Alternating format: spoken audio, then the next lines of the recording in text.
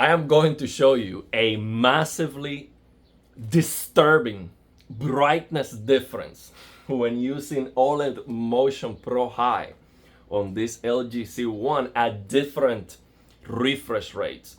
And I'm gonna try to explain you why I believe this is happening, because it shouldn't. Technically, this shouldn't be happening if the TV were to closely follow the Talbot-Plateau's law, but it is not. That's why that's happening. So let me show you the difference. So what I did with my camera, I adjusted my camera settings so you get only a little bit of clipping here. So this is looking white. This is looking a little bit white. So it is clipping, but just a little bit. Now, when I change the refresh rate to 60, you will see that the brightness goes up significantly when it shouldn't. And it goes up. So that's good, no? But yeah, it's kind of a head scratcher. So you see here OLED Motion Pro High. Okay? So now, let's take a look at the difference. I'm going to change the refresh rate to 60. Boom! Look at that. Now everything is clipping. This is white, everything is white, all of this is white. It's clipping big time. So what is the difference that I measured using the Lux Light Meter app and pointing to these clouds here with OLED Motion Pro High at 60 FPS, and now it is back to 100. So with OLED Motion Pro High at 60 FPS, I was measuring here 380, okay? 380 lux with the Lux Light Meter app using the sensor of my phone. So that's not accurate, but it is a number to compare. And now, when I change to 100 or 120 hertz, it is the same. The brightness in 100 and 120 is about the same. I'm not gonna say it's the same. It is about the same, and it looks like the 100 might be a little bit lower than 120, but it is within the margin of error of my measurement. So I cannot say that 120 is a little bit brighter than 100. It is very, very small difference. So I'm going to call that a tie. They are the same. But when I measure the brightness here with OLED Motion Pro High at 60 hertz, I am getting 380 lux. And at 100 or 120, I am getting 210. That's a massive difference. I can tell you for sure that's more than 100 nits difference. For sure. Absolutely. And I can also see it. The difference is like clearly, very noticeable. Okay? Also, full screen white. So if I open a full white screen, I get 110 nits at 60, 110 lux with that Lux Light Meter app, and I get 80 at 100. Okay, that's with the blue light killer settings I am using. Okay, so remember, these blue light killer settings, they are also going to reduce the brightness output of the TV. So I am using the SDR HDR trick for OLED Motion Pro High with the ultimate blue light killer settings. Okay, so I'm reducing the blue lights dramatically.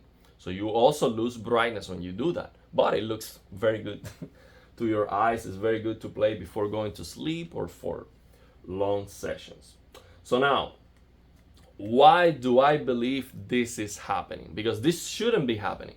And the reason why this shouldn't be happening is because the persistence reduction when using OLED Motion Pro High is the same at 60, 100, and 120. Based on my testing, the persistence is reduced to 33% most likely, but for some reason it looks like perfect 38%. So the motion clarity is improving 2.6x based on my testing, and it happens at 60, at 100, and at 120, it is the same motion clarity improvement. So now, based on the Talbot-Plateau's law, the brightness result that you get is the average brightness in time. So for example, let's say that you reduce the persistence to 50% to make it as easy to understand as possible. So you cut the brightness in half. When you reduce the frame visibility time in half, you are reducing the brightness in half. So imagine, sample and hold, that you get a white screen, left to right, top to bottom, and you can see that entire white screen until the new entire white screen comes. And now you use OLED Motion Pro Medium, for example, at 120, and that reduces the pixel visibility time in half. So now, instead of having the entire screen white, now you have half of the screen white, okay, at a given moment. And then that scrolls down and the rest is black. So when that happens, you lose half of the brightness based on the Talbot-Plateau's law. So now, two things. One, the PWM on this LG C1 OLED, it is not perfectly a square. Okay, so we do not have a perfectly a square wave. Okay, so that's one reason to not follow closely the Talbot-Plateau's law. And the other reason is that the brightness that the TV can output, it is not detached from the gray to gray, and that's why if you try to strobe faster, maybe the TV cannot push that brightness as high, basically. So those are two reasons that I think, based on the things that I've learned and my understanding about this kind of stuff, those are the two reasons that I see that might be causing this brightness discrepancy. So yeah, so what that makes me think is, what if they actually test trying to do this PWM? What if they actually tested this at 240 hertz? Let's say they have a 240 hertz monitor and they're trying to do PWM at 480 or higher or something. What if they tested that, they tried that, but because it's so fast, the brightness is dropping even more? So for example, the calculations that I've done saying that, okay, if we can get 1300 nits in a 10% window, then we can just strobe a 10% window size and get all that brightness, you know? Like, if you have 1300 nits on a 10% window and you can strobe 10%, then you reduce the brightness to 130. So you have 1300 nit or 1400 nit, and you do 10% of that, you get 10% of that brightness, okay? But now, the problem might be that if they try to do that, actually the TV cannot push those 1400 nits or those 1300 nits on that 10% window so fast. That might be a problem. That's just my speculation. Based on this difference that I can see here between 60 and 100 or 120, I am thinking that that might be a limitation. So the faster you try to go, so the lower the pixel visibility time, the faster the refresh rate, the faster they're trying to go, maybe it becomes increasingly difficult to push that brightness. So basically, even if the TV is capable of, 1400 nits on that flash, that small section, if you go faster, if you go fast enough, then the TV cannot do 1300 nits. So maybe it can do those 1300 nits at a certain speed, but if you try to do it faster, then you cannot do it. So yeah, I don't know. That's just my speculation. Let me know if you know better. But definitely the difference is there. I show you on the recording, you can see the difference. So yeah. So now, instead of let's leave it there. Let's leave it there because that's as far as I understand it right now. But yeah, it's still fantastic. So what is the conclusion? Does that mean that 120 sucks? No, that's the best.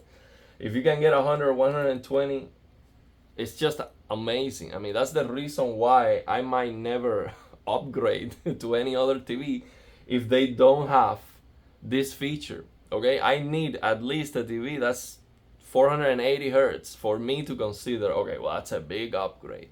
480 hertz, HDR, a brighter display, perfect blacks, wider color gamut, then yeah, absolutely, I'm going to upgrade to that TV. But even 240 hertz, it's not gonna look better than OLED Motion Pro High on this LG C1 at 120 FPS. And I only need 120 FPS to get that motion clarity, okay? So even a 240 hertz 4K display, yeah, if I can get 240 frames per second, that's going to look better because I can get HDR. I can get that motion clarity, the 4 milliseconds of persistence at full brightness. But still, the C1 at 120 with OLED Motion Pro High is gonna look better. So my point is, the feature is still amazing, okay? But I noticed that there is this brightness difference, and that might be an indicative of the limitation of this technology with WRGB OLED. So maybe it's not gonna get any better than this, unfortunately, for WRGB OLEDs. Maybe, okay? Because if they try to do it, it wouldn't be bright enough. And WRGB OLED is not gonna get much brighter than this.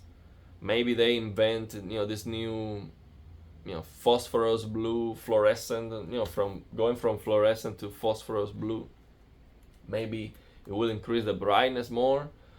But the problem is every time they manage to increase the brightness at a given power, they reduce the power. And so you never get that brightness, okay? Because they have this save the planet kind of stupid mentality. With $3,000 displays, you're not going to save the planet. I'm sorry, it's just stupid to think about in that way. So they have that kind of mentality. So if they invent something new that can give you more brightness at that same power, they're going to reduce the power. They're still going to give you more brightness, but they're gonna reduce the power. So they're never gonna be like, okay, let's just push this and make it, super bright or anything like that. So, yeah. Or maybe this fact is going to change with a different WRGB, with a fluorescent blue, incandescent, phosphorus blue. You get what I'm saying? Maybe that's gonna change. But yeah. It might be a limitation. So basically this LG C1 might be the best or as good as it gets when it comes to motion clarity with this level of brightness with WRGB OLEDs. And if that's the case, we got it. This is gold right here. So we're gonna have to wait for a long time probably to get better motion clarity than this on a regular TV, okay? Of course, VR headsets are better, and yeah, but for a TV, this looks absolutely amazing at 100 hertz, 100 FPS. OLED Motion Pro High looks like 263 frames per second. Okay, so this looks better in motion than a 240 hertz 4K OLED display in motion. Of course, you lose the brightness, but motion clarity wise, it's just absolutely amazing. So, and it is so clean. There's no artifacts, no crosstalk, no ghosting, nothing. It's just perfectly clean motion. So I absolutely love the feature. But at 60, it is brighter. So if all you can get is 60 frames per second, enjoy a brighter picture. It's not going to look as smooth in motion, but it's gonna be brighter. So you get better picture quality. And because you lower the FPS, you can get a higher resolution, you can increase the graphical features of the game, so you get a better looking picture. Okay, so let me know your thoughts and opinions, and if you have any questions.